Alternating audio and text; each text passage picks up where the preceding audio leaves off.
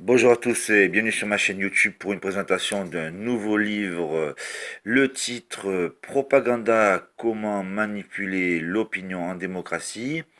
Et c'est de Édouard Bernays. Ça a été écrit en 1928. Alors, qui est Édouard Bernays? C'est le neveu de Sigmund Freud qui avait émigré aux États-Unis. C'est le père fondateur des relations publiques, conseiller pour de grandes compagnies américaines. Mise au point des techniques publicitaires modernes, dans les années 50, il orchestra les campagnes de déstabilisation politique en Amérique latine, avec la CIA notamment au Guatemala. Alors c'est édité par Zone. Je suis allé faire un petit tour pour voir qui éditait ce livre. Et bon, j'ai trouvé des trucs un peu bizarres. Ça a l'air d'être anticapitaliste, antimondialiste, altermondialiste. Bon, c'est pas grave, je me refuse aucune lecture. Mais j'aime bien savoir un petit peu qui c'est qui fait les traductions.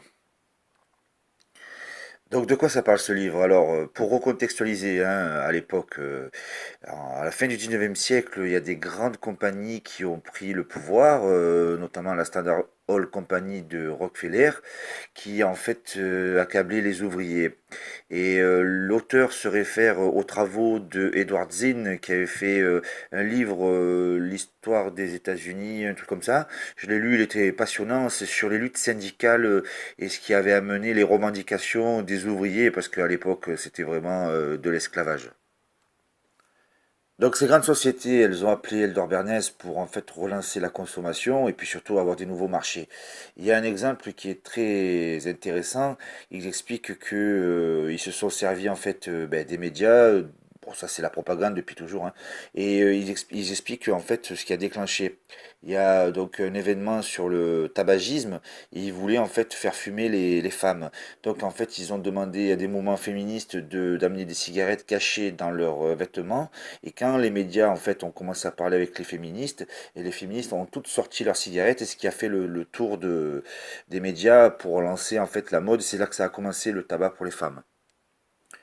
Moi, ça me rappelle les coups d'éclat par exemple, des mouvements comme les Fémènes qui en fait sortent de nulle part et arrivent dans les manifestations du Front National pour Jeanne d'Arc le 1er mai, à un étage bien vu par les journalistes, bien filmé pour montrer en fait tout ça. Bon, c'est des coups montés, hein.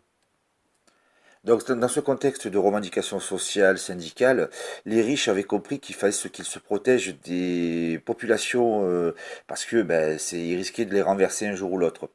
Et ils ont mis en place un concept.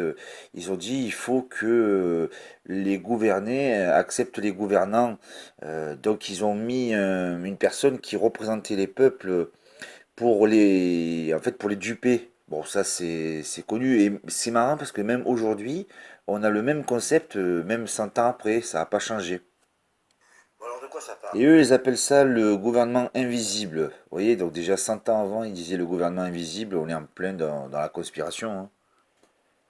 Dans la préface, l'auteur nous apprend que dans les mémoires de Bernays, il dit qu'il était dégoûté parce que Goebbels lui avait piqué les idées de la propagande à l'époque où le nazisme montait. Rapidement, ce livre en fait est un manuel de la propagande qui explique comment arriver à changer les mentalités sous certaines formes. Alors, au départ, c'est sur un but commercial, hein. Au début, c'était pour vendre, hein, et puis pour imprégner les sociétés. Et puis rapidement, en fait, on sent le côté un petit peu malsain qu'il y a derrière. C'est vraiment changer la société. Et je pense que c'est ce qui a amené ce qu'on a aujourd'hui, tout ce qu'on voit, c'est grâce à la télévision. D'abord, dans tout le long du livre, il se réfère aux médias. Au départ, il parle des magasins de fringues, de parfums parisiens qui, à l'époque, faisaient appel à ces services. Donc, on nous explique bien dans ce manuel qu'il faut avoir des faire-valoir pour défendre ses idées, des personnes qui sont nickel, bien sous tout rapport, qui passent bien. Bon, ça, vous l'avez deviné, hein, ça existe, hein. Puis, ce qu'on apprend au fil du temps, c'est que donc la technique s'est améliorée et puis ils ont décidé de rejoindre en fait les besoins des entreprises par rapport à leur réseau pour les faire travailler ensemble, indépendamment de leur volonté, hein. Ceux qui ont besoin de quelque chose et que mon autre client là, je vais essayer de lui faire gagner de l'argent pour que moi aussi je sois rétribué. Je conseille ce petit livre qui fait, je crois, 130 pages, 140 pages. Il est vraiment très intéressant. Ça nous apprend à une autre époque comment en fait tout ça, ça a commencé au niveau commercial, mais on peut appliquer ces méthodes aussi au niveau politique. Ceux qui veulent se lancer un petit peu, je les conseille de lire ce livre. Ça peut aider un petit peu à modifier le comportement. Il y a un exemple qui est très très sympa. Il explique qu'il y avait un directeur de banque qui en fait voulait divorcer et que tout le monde lui disait non, ne fais pas ça. Et il dit, mais pourquoi j'ai le droit de divorcer? C'est mes affaires privées. Et on lui dit, si tu n'arrives pas à gérer tes affaires privées, et notamment ta femme, comment tu veux arriver à gérer une banque? Vous voyez l'exemple?